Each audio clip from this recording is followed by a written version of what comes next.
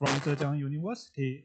His research interests include motion planning and aerial swarm robotics.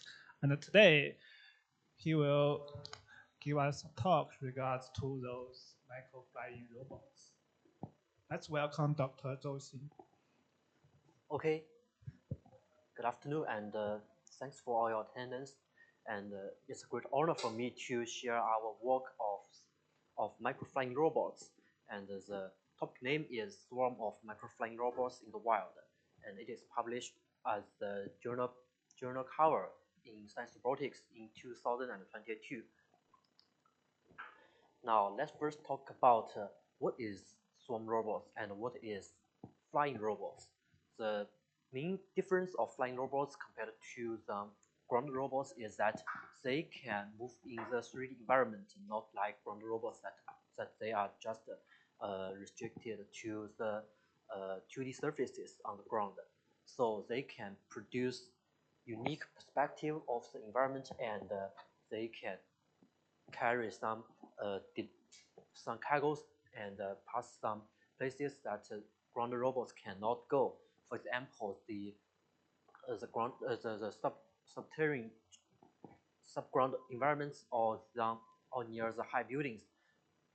So they are used in many. They have a great usage. For example, in agriculture, in leisure, and in other. For example, package delivery and survey and mapping and etc. However, operating this machine is a bit difficult because it is, especially if you want to operate them near the ground, and there are a lot of obstacles in nature of the obstacles built by the humans. So if you want to operate these machines near the ground, you can find it challenging to avoid these obstacles. And if you do some, and of course, drones are always vulnerable, and if any small contact will lead to a crash. So, but however, the to make them fly is also a difficult problem. For example, in GPS denied environments, they have no information of the localization. So especially in the underground environments or near the tall buildings, so there are some methods are required to localize the position of the drone and to make them fly safely. So here is how we managed to build intelligent drones that can navigate in the confined space, especially in the indoor environments or in very cluttered other environments like forests and other nature environments. So the basic part is from it is precise control. Here we can see the drones can navigate, can generate trajectories that can fly through some narrow gaps. Or the second video or the right video demonstrates our drone can navigate a subground parking lot and without any crash, and you can see it navigates in a very high speed. So based the underlying capability of precise controlling, we further added the capability of online sensing that can allow the drone to navigate sense the surrounding environment and build a 3D map of the environment, so that the drone can generate trajectories based on the latest sensed environment. As you can see, the environment, the drone is here, and the blue curve is the latest trajectory. It is generated based on the environment, the 3D map generated during the flight. So these works are mainly developed for single drone, single agent. So we think how to make the capability of the single agent drone navigation to multi-agent and to dynamic environments. And the key is how do we incorporate the perception into action and makes the whole system runs autonomously. So here is what we have achieved based on the above technologies. Here is a demonstration of a swarm of 10 drones, and each of them is very small. They are the size of our palm and weighs only about 300 grams. Although they are very small, they are equipped with all the sensing, computation, and other and the moving capabilities, so that it can sense environment during the flight and can plan trajectories safely. These trajectories not only avoid the bamboos and avoid the uh, like what we see some other obstacles like low bushes and maybe the trees, maybe some slopes and the uneven ground. So this is a general algorithm that can avoid not only some predefined, some specific obstacles. It can avoid a lot of even all the obstacles we see around in the environment. And also they have no information about the environment before the flight. All the map, like the previous videos, are built during the flight. And here we give is only a goal that are outside the forest. So each agent, each drone will manage the two plan trajectories that navigate through the first and reaching the final goal.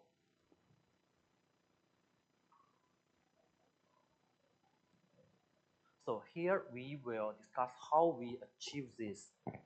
So first, let's think this problem in a high level that we conclude the main challenges of flying robots. They can be split into 4 dimensions. First is the lightweight hardware. It shall be small. So that it can navigate into some narrow spaces. And the smaller the drone is, if they have some, if they say they unfortunately a crash happens, it will do not do many harm to the environment. And the second requirement is agile flight. The drone has to precisely checking the trajectory so that it can so that if only the trajectory so that it can navigate through some very narrow space. Just the trajectory is safe, the movement will be safe. And the next requirement is robust. It has to be robust to the disturbance from the outside. In real world usage, disturbance is everywhere. For example, wind or some small contact to the obstacles or to other drones are all disturbance. Our system has to be less vulnerable and can and are resilient to some small disturbance. And these aspects conclude to the final requirement is the autonomous. Drones can sense environment independently and can plan trajectories based on the sensed information. Finally, we want to build some miniature autonomous collaborative area swarm, just show like the science fiction and some CGs. Also, they are not real. They are not real, but they are our final goals. So let's talk about how and dive this deeper into the system architecture of the area swarm. This is the system architecture of how we made single agent flight and how we expanded single agent to area swarms. For single agent, each drone is equipped with some basic sensors, the depth camera and the flight controller.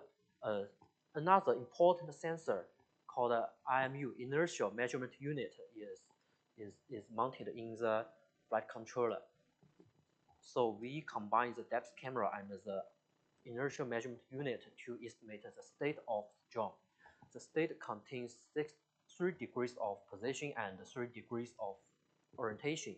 And finally, we can estimate the 6 degree, or we can estimate the state of the drum and know where it is and where it and what is its orientation. Based on the localization information, the onboard computer will use the sensor information to map environment. This is a depth camera, so it is mounted on the drum and facing forward. So use the depth information, it can generate 3D environments of the generate 3D environments, and the 3D environments is used for the next module, the planning module. The planning module is some algorithms that can use the 3D information and generate a trajectory. That is, it is a time parameterized curve that can navigate the drum through one point to the next point, and the information on the trajectory is used to control the drum. So here comes the third part, the controller. It takes the it is the trajectory tracking controller, which it means if we generate a trajectory, the controller will track the trajectory, and the controller will output the control commands for motors on the drum. So this is the architecture of a single agent navigation system, and based on this single agent system, we further added a trajectory sharing network, so that each agent will share the trajectory to others, and others can navigate based on the received trajectory of the nearby agents, and finally they form a swarm system. So the next slide, I will introduce the hardware of our proposed system. Here is the small drone you just see, and it has an onboard computer, a forward-facing camera, and a flight control unit, just like the previous slide. They share the same architecture, and besides we have another UWB sensor. It is the abbreviation of the term ultra wideband. This sensor senses the distance of each pair of the drums. So if you install a UWB sensor on the drum, it can just like what I said, it can know the distance to all the nearby drums. And finally, these hardwares are integrated into this small drum size with 8 centimeter of motor-to-motor distance. So here is the system architecture of the swarm system. Like the previous slide, each drum in the green box, this is what each drum has in its software stack. You can see the mapping, the planning, the controller, just equal to the previous slide, and the sensor, the information it got from the sensor is a deep depth camera, an IMU, and an ultra wideband. The camera will output depth images and grayscale images. The depth image is used for mapping, and the grayscale images is used for localization. So combining these two parts, we can we have the most basic requirements for drone flight. However, for swarm flight, there are some other extra modules that are needed. The first module is called drone removal. Why this is necessary? Because the image, the depth, if a drone appears in the front view of another drum, then the drum will appear on the depth image, and that drum will be viewed as the obstacle. However, this drum is avoided in the planning module, which I will introduce later. So germ detected in the depth image shall be removed. And another key module is drift correction.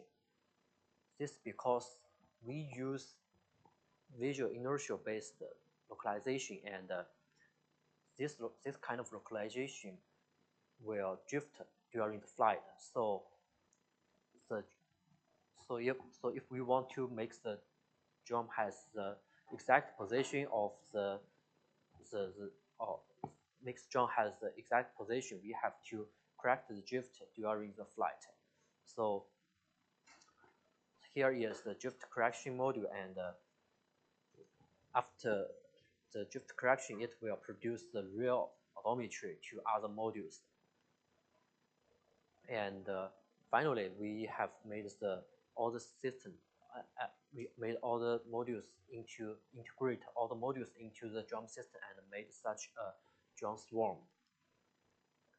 And then now we may dive deeper and see the core part of the drum swarm system, especially the planning system. This is the core of the whole drum swarm navigation system. It has some basic requirements. For example, it has each drum have to avoid the nearby agents, like other drums, and maybe some moving obstacles like a moving human. This is the first requirement. The second requirement is the drum has to avoid the nearby obstacles, and the third requirement, we call it topological planning. It is not a rigorous term, but robotics researchers always use this term to describe this capability. So we also inherit this term. So for the reciprocal collision avoidance, which means each drum avoids the other drums nearby. As we have talked, I think I just forgot to talk that each drum has all the components inside, and the drum are talk to each other using a wireless broadcast network. It means each drum will publish and broadcast the trajectories once it is generated. So for the first requirement, the red curve is the trajectory of a nearby drum, and the blue curve is the trajectory of a nearby drum, and the red curve is the trajectory that the current drum has to optimize and to deform to avoid the blue curve. So the blue curve is received from the broadcasting network, and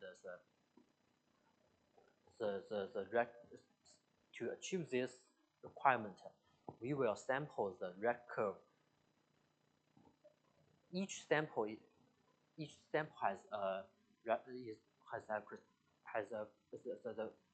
each sample has a unique sample time, and for that sample time, we can find another point on the blue curve.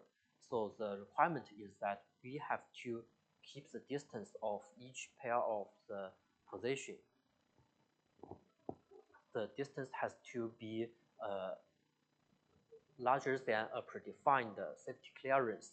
If the distance is lower than that clearance, it means these two agents may collide in the near future. So if the distance is below a predefined safety clearance, it will produce some penalties. So this is an intuitive expression of how we made reciprocal collision avoidance. Then the second part is we call it is for avoiding static obstacles, and we call it safe path guided obstacle avoidance. Look at the left part of the picture. The shaded the circle with shade with a shade inside is represents obstacle, and the red curve is the initial trajectory, and apparently it passed through the obstacle and it is unsafe. So our goal is to make the red curve to the shape like that, and to achieve this, we will first generate a safe path around the red curve like this. It is the blue dashed curve, and we will find a safe point S on the blue curve and a safe direction V. It is a unit vector that pointing from the obstacle to the safe place. Then, using the information of S and V, S is a point and V is a unit vector. So we will define the distance of this P key, a red point on the red curve. We will define the distance of the P key to the obstacle. It's defined like this. It is dO equals to the dot product of P key minus S and the unit vector V. So it is the vector SP key. It is a projection of the vector SV key on the unit vector V. So in the left part, it is obvious that dO is less than 0, and if it moved to the right part of the image, the dO will be greater than 0. So this is what we want to do. We want to enlarge the dO to make it greater than 0 or even greater than a predefined safety clearance, for example, 0.2 meters. And finally, another technique called topological planning. And just as I mentioned, it is not a rigorous term. And this is and I will give an intuitive example of what is topological planning in robotics.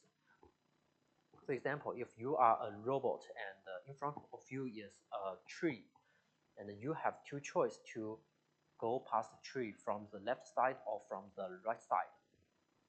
So these two choice of the side is called two topologies. For example, here is an example of drone navigation. If you have only one drone, each drone just choose the best side, so that it can reach the goal as quickly as possible. But if there are multiple drones, and they have to go past some narrow spaces, drones cannot just consider itself. For example, if 3 of the drones want to go through the obstacle in the middle space, their distance will be too close and increase the possibility of crash. So a good choice is to make the top drone go through the obstacle from the top side, and the bottom drone go from the bottom side, and the middle drone stays its original path. So the topological path, so they can find some global optimal solution compared to the initial local optimal solutions. So how to find a new topology? It is quite intuitive as well. We can just reverse the unit vector V.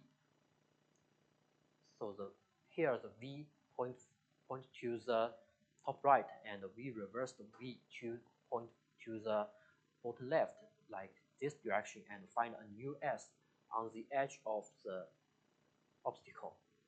Then using the new S and new V, we can easily generate a new red trajectory that maybe goes from the bottom side of this obstacle. So this is how we achieve topological planning. It is a quite intuitive way. So finally, I will introduce the multi-agent navigation framework. Except these requirements, there are many other requirements like minimizing time and maximizing smoothness and obstacle avoidance. It is this part, and the reciprocal avoidance. It is this part, and the dynamic feasibility.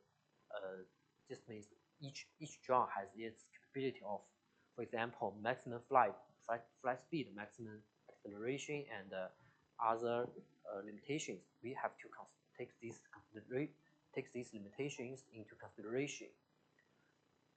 So these requirements forms the trajectory planning module, and it has been modeled into an objective function. I will talk about later. So here is how we parameterize the trajectory. A trajectory can be parameterized in many ways. For example, a B-spline or other polynomial other splines or any kind of the trajectory, even some discrete points. Here we parameterize the trajectory using piecewise polynomials. And as you can see, the T1, T2, Tm minus 1 Tm are the time duration and also known as the time allocation of each polynomial. And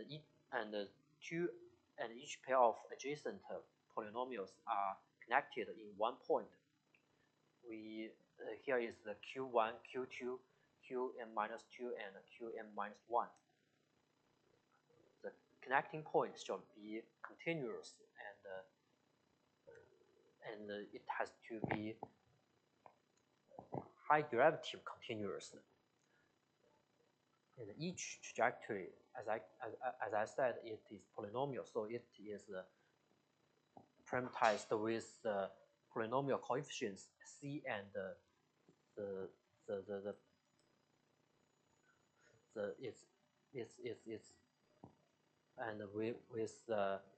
with this kind of representation. So the key of our methodology is to find an objective function h that it is differentiable to the decision parameter q and the time allocation t. Note that I forgot to mention that the decision we solve this problem using using numerical optimization methods, and the original problem is if we just write directly these constraints, the original problem will be a constrained and even nonlinear problem, which is hard to be solved. So in engineering, we want the problem to be solved as quickly as possible. So this is important because, as you can see from the previous videos, that the environment is built during the flight. It follows an incremental manner. So the environment is changing, and our planning method has to react to the changing environment as quickly as possible. So we have to make the planning time as small as possible. So this is why we use. So this is so for this reason, we transform the original constraint program. We make all the constraints into penalties, and we transform the original constraint program into a non-constraint program. And of course, the result maybe the result can violate some constraints. So a post-check procedure is followed after each optimization. And now the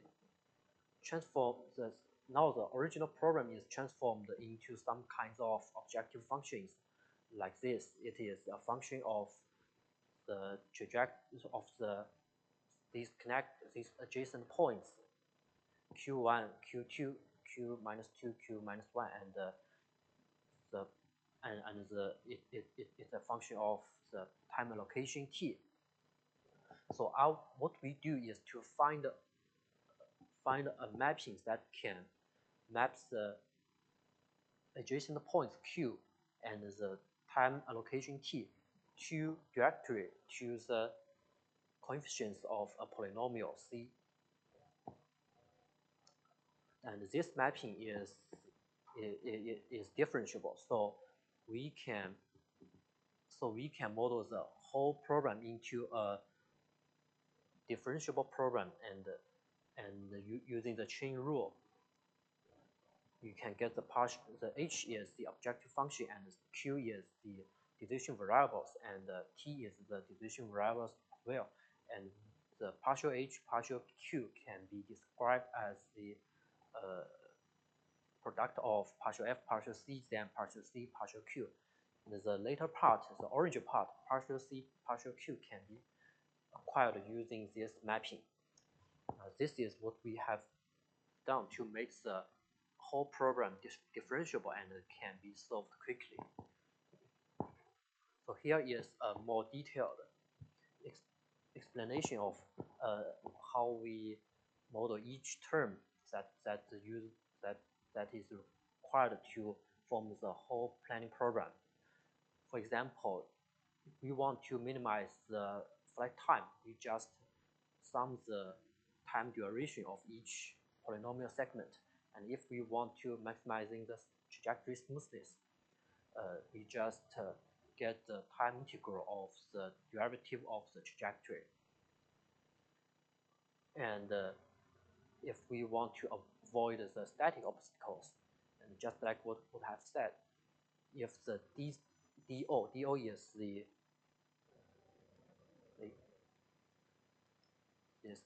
I think it gets dark.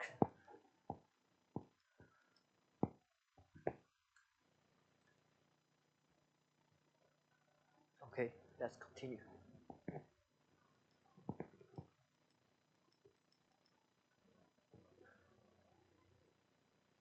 If DO is less than a predefined safety clearance CO, it will produce some penalties, as you can see from this expression. And for reciprocal avoidance, it is similar. The dW is the distance of the current of my state to a nearby agent, and if the distance is lower than a given threshold, like CW, it will produce some penalty. And similar to dynamic feasibility, if the derivative of the trajectory, for example, the first derivative, the second derivative, and the third derivative, if they is bigger than the given limitations, like the Vm is the maximum allowed velocity, Am is the maximum allowed acceleration, and the maximum allowed jerk. If they exceed the maximum allowed limits, they will produce some penalty. And we just summarize all the penalties with their weights and form the final objective function. Now here is some demonstration of the results. Here, as you can see, the drone will not only plan one trajectory, it will try to find multiple candidate trajectories and choose the one with the lowest cost. And next is another simulation demonstrating 10 drones. They fly from one side of the environment to the next side. And note that the drone for example, in the left bottom is given a goal at the top right, so that they have to avoid each other in the middle of the map. Now next is another simulation. It shows 10 drones. They are asked to fly through a very small hole on a wall. Although we didn't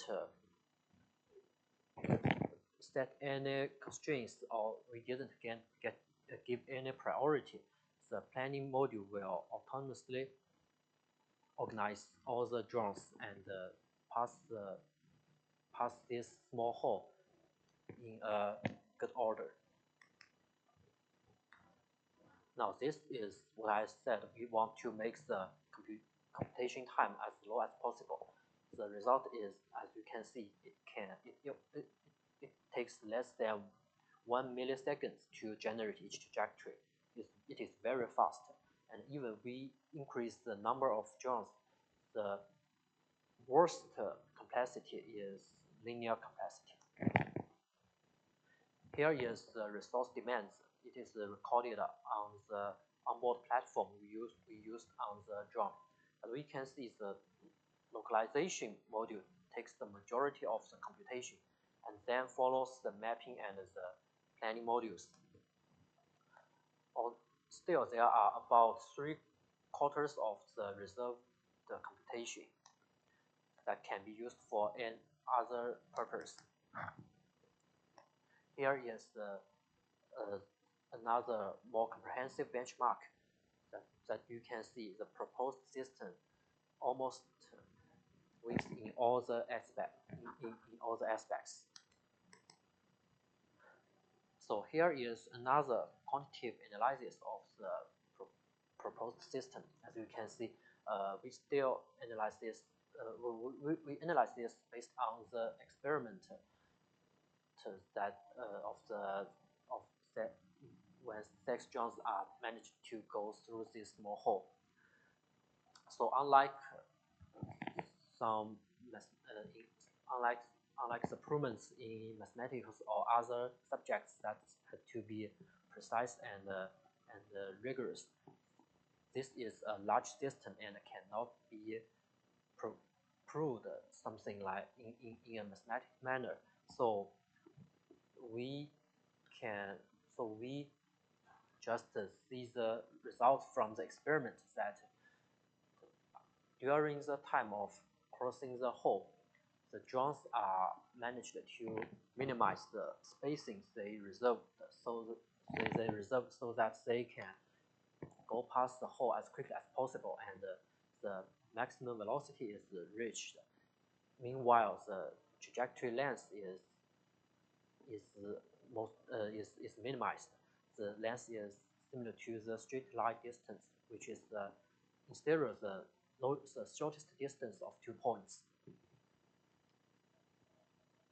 And the next part is, and the conclusion to this environment is that we can weakly give the conclusion that our system is near spatial-temporal optimal.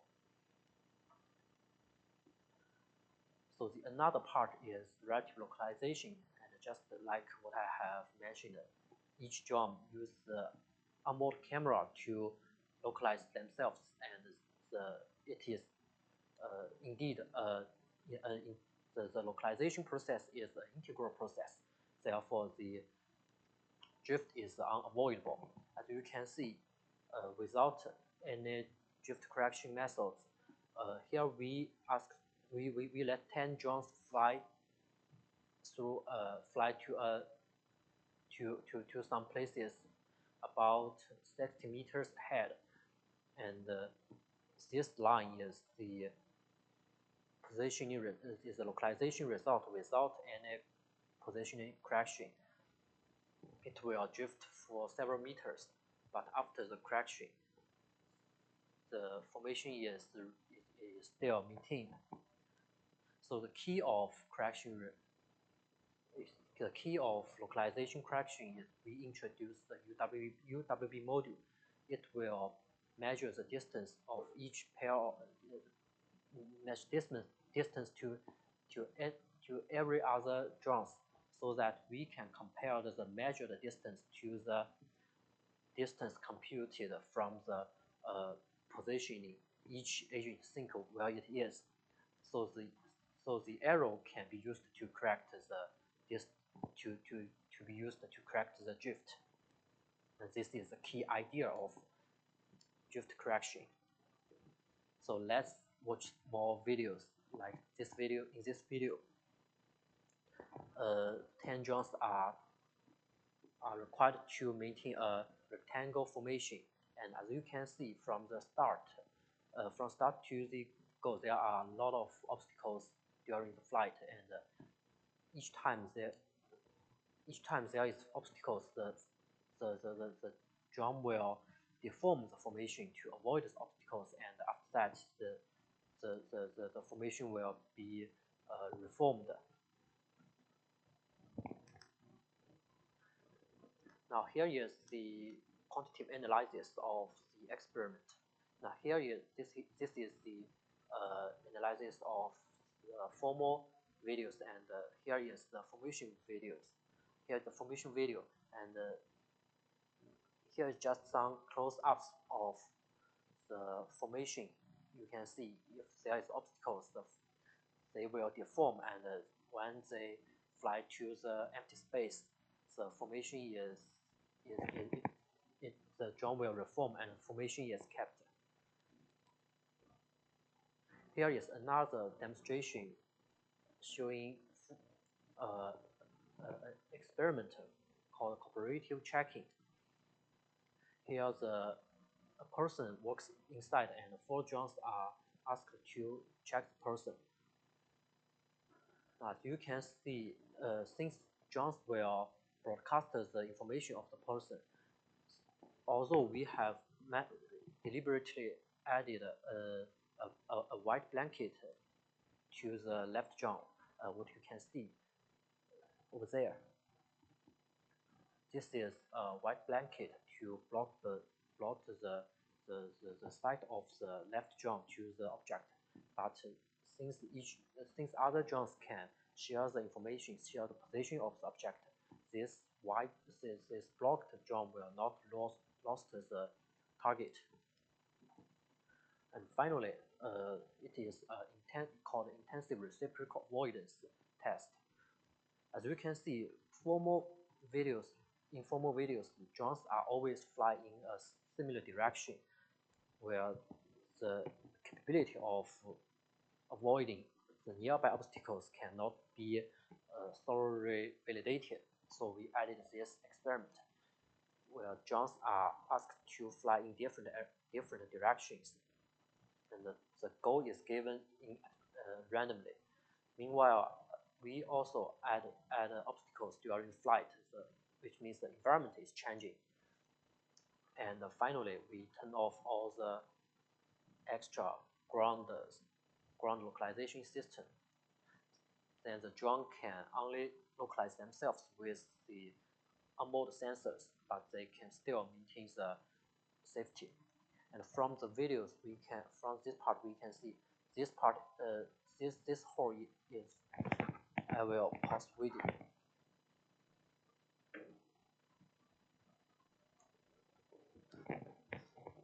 This part is the tree inside in the middle of this area, and this part with less trajectories is these 2 obstacles that we added during the flight. So at first there will some drones go through this, but after we added these 2 obstacles, this place has been blocked and no drone will go past this place. Now here is the quantitative analysis of the. This is not important. We'll just skip. Now here is the simulation of. Here is other simulations, and this QR code. We can scan this QR code to run the simulation on laptop, and we open source all the code for validation, and it is with a well-written tutorial. So the only requirement is the robot operating system. We just want to make our swarm system to be as easily accessible as we can. And finally, to conclusion, this part is what we do to achieve drone navigation, and we think this is mostly solved. And now we are doing perception-oriented planning, which means the perception planning is not a single direction arrow. They can be, and all the parts are mixed together, and they will help each other to improve the total performance of the system. They are not just a cascaded architecture. And finally, we want to achieve end-to-end optimization of the drone flight, which means drones will take the pixels only, or no matter the grayscale pixels or the depth pixels, it takes the pixels as the only input and generate motion commands to achieve extremely fast and even outracing the human beings. And thanks for all your attendance.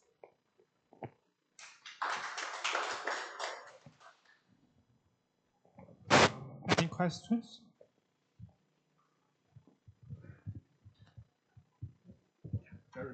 Very brilliant work, I believe.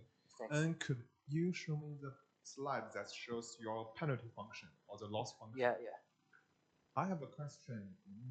I found that the penalty function of your of the term that describes that no drones should collide, I believe it is this part.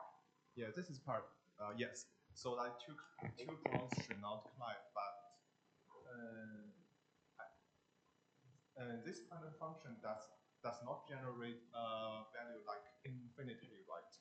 So that there is still possibility that may during the flying the two drones may close to a limited value. So would that be possible in your experiment? Yeah. As it is unconstrained optimization program, the result can still violate some constraints that we initially wanted to satisfy when we first construct these constraints. But to solve this problem, and I have to mention that taking all the terms into a unconstrained program is very useful and is widely used in engineering, and but it will be the result will then be checked after the optimization. So if the checks fails, it will calculate again. We build some mechanisms to, for example, to increase the weights of that term and to make it more close to our predefined constraints. Yeah, and another question. In practice, is there what limits the maximum number of these, and what the maximum number of the drones in the drone swarm? What could be the limited factor? So in the future, could we have like 100, 1,000, like another again, just like the ones you show in the science fiction? In fact, as this system is a totally decentralized system. Yeah, so there's no head or no chip. Yeah. In theory, there is no limitation of the drone size. As you can see from this slide, if the drones get very close, it has to planning considering the existence of the nearby drones, since they may have collision. But if if drones stay very wide and they have long distance, they don't need to consider the existence of the drones that are far away from me. So in this situation, the computation capacity can be significantly reduced. So in theory, if drones are stay together, the space has a capacity for the size of for the number of the drones in a swarm. And in theory, there may be no limitations, and in practice, if they will finally, I don't know the exact number, but as the drone number increases, the time increases, and maybe there are some limitations. Yeah, thank you. Any more questions?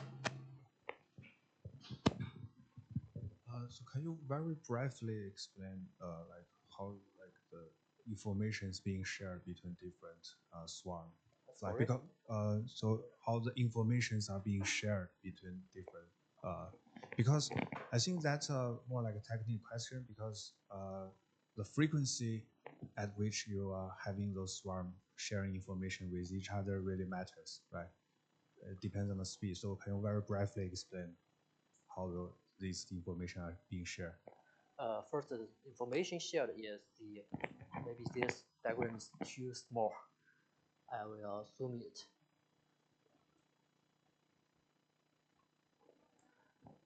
As you can see, the information shared is the trajectories of the planning, the planner just generated.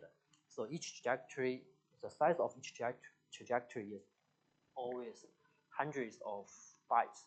So the trajectory information is very small, and they are shared can be at a high frequency. For example, like 10 hertz or even higher. But in fact, during the flight, we always share the trajectory at 1 hertz. Okay, 1 hertz.